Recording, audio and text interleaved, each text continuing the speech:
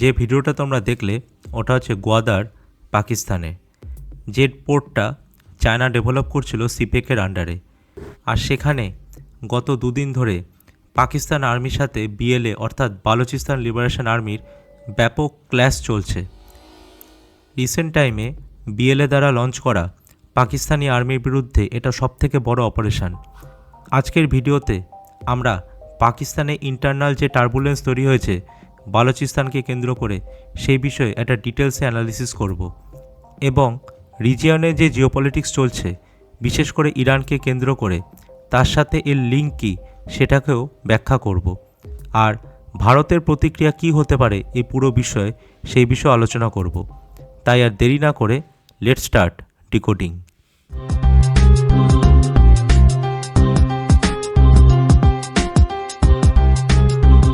Operation হেরাফ 2.0, যার প্রথম phase BLA launch করেছিল 2024 সালে, সেটা আবার তারা শুরু করলো।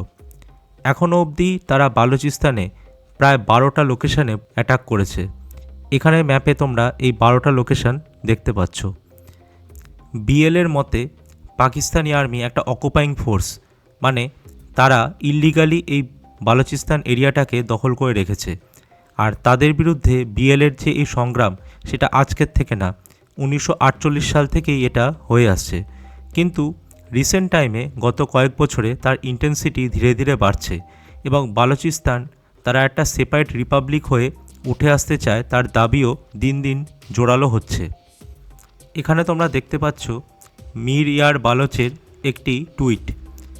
উনি একজন প্রমিনেন্ট বালোচ জার্নালিস্ট। উনি একটা খুবই ইন্টারেস্টিং টুইট করেছেন এবং এই টুইটে কিছু খুবই ইম্পর্টেন্ট ল্যাঙ্গুয়েজ ইউজ করেছেন, যেটা আমরা এক এক করে এখন একটু দেখব। পুরো বালুচিস্তানের ইস্যুটাকে ভালো করে বোঝার জন্য এই টুইটটা খুব ইম্পর্টেন্ট। উনি বলছেন, Pakistan near to collapse if Baloch are given air power. অর্থাৎ উনি দাবি করছেন যদি বালুচদের কাছে এয়ার পাওয়ার অর্থাৎ ফাইটার জেট এবং আদার এয়ার অ্যাসেট চলে আসে, তাহলে তারা পাকিস্তানি আর্মিকে বালুচিস্তান থেকে পার্মানেন্টলি উৎখাত করে দিতে পারবে। এছাড়া উনি বলছেন বালুচিস্তান একটি ন্যাশনাল আর্মি তৈরি করার খুব কাছাকাছি পর্যায়ে চলে এসছে, যেখানে 5 লাখ সেনা তারা জোগাড় করতে পারবে। এছাড়াও এখানে একটা জিনিস তোমরা ভালো করে লক্ষ্য করো, যে বালুচিস্তান অর্থাৎ যে আলাদা দেশ তারা চায়, সেই দেশটার তারা অফিসিয়াল নাম বলছে দ্য রিপাবলিক অফ বালুচিস্তান। অর্থাৎ ইসলামিক রিপাবলিক অফ পাকিস্তানের মতন না, মানে তারা বালুচিস্তানকে একটা সেকুলার কান্ট্রি হিসাবে প্রতিষ্ঠা করতে চায়।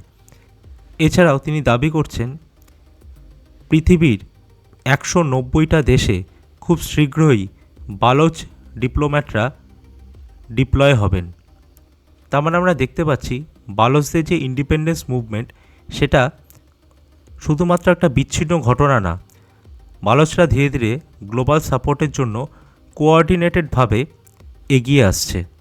The republic of Balochistan once again calls upon the entire international community and neighbouring states. এবার নেবারিং স্টেটস বলতে কাকে উনি বলতে চাইছেন? অবশ্যই ভারত, আফগানিস্তান এবং বাকি এই রিজিয়নে যত কান্ট্রি আছে তারা যাতে এই বালুচিস্তানে ইন্ডিপেন্ডেন্ট মুভমেন্টটাকে সাপোর্ট করে। আর লাস্টে এখানে যে ম্যাপটা দেখতে পাচ্ছ সে ম্যাপটা দেখো খুব ইন্টারেস্টিং। এখানে বালুচিস্তান যে রিপাবলিক অফ বালুচিস্তানে তারা দাবি করছে, সেখানে কিন্তু এখানে ইরানের এরিয়াটাও ইনক্লুডেড। আমি কিছুদিন আগেই তোমাদের বলেছিলাম যে ইরানকে কেন্দ্র করে একটা বড় জিওপলিটিক্যাল কনফ্লিক্ট এই গোটা রিজিয়নে আমরা দেখতে পারি, আর সেটাই আমরা এখন আস্তে আস্তে উইটনেস করছি। কারণ এই টাইমিংটা খুব ইম্পর্ট্যান্ট। ইরান ধীরে ধীরে যত উইক হবে তত বালোচরা তাদের ইন্ডিপেন্ডেন্স মুভমেন্টকে আরও জোরালো করবে। সম্প্রতি কিছু স্যাটেলাইট ইমেজে দেখা গেছে গোটা মিডল ইস্টে ইউএসের মিলিটারি অ্যাক্টিভিটি ধীরে ধীরে অনেক বাড়ছে। যদিও ট্রাম্প দাবি করছে যে ইরানের সাথে তার কথা চলছে, কিন্তু ডিপ্লোম্যাসি যে কোনো মুহূর্তে ফেল হয়ে যেতে পারে। কারণ ট্রাম্পের মেন ডিমান্ড ইরান যাতে তাদের নিউক্লিয়ার প্রোগ্রাম বন্ধ করে। এবার আমেরিকার কথায় ইরান কি কোনোদিনও নিজেদের নিউক্লিয়ার প্রোগ্রামকে বন্ধ করবে? কখনোই না। তাহলে এই দাবিটাই যদি ইরান মেনে না নেয় তাহলে আর ডিপ্লোমেসি কিভাবে কাজ করবে? তো আলটিমেটলি আমেরিকার কাছে এবং ইসরায়েলের কাছে একটাই অপশান থাকবে, ইরানকে অ্যাটাক করা। আর ইরানকে অ্যাটাক করলে মার্ক মাই ওয়ার্ড, বালুচিস্তানের মুভমেন্ট আরও জোরালো হবে। আর এই সমস্ত সিনারিওতে ভারতের প্রতিক্রিয়াটা নির্ভর করবে ইরানের ফিউচারের ওপর। কারণটা কি এবার আমি এক্সপ্লেন করছি। পুরো খেলাটা হলো পাকিস্তানের স্ট্র্যাটেজিক ডেপথের। পাকিস্তান একটা ন্যারো কান্ট্রি, মানে পাকিস্তান অতটা চওড়া না।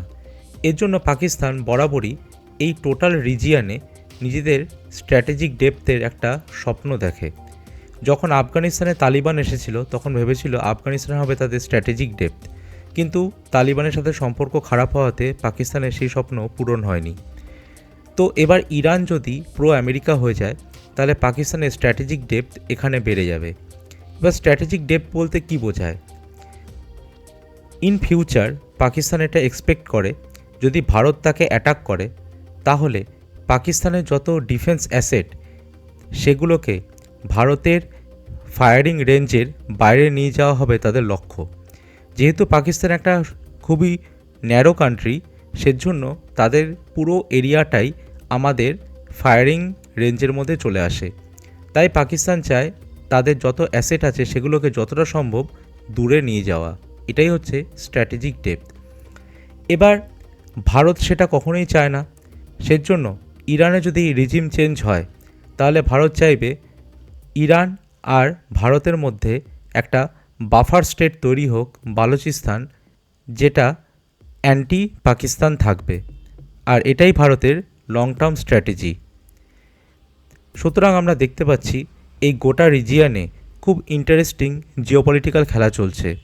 আর এখানে এই রিজিয়ানে ম্যাপ হয়তো খুব তাড়াতাড়ি চেঞ্জ হতে পারে।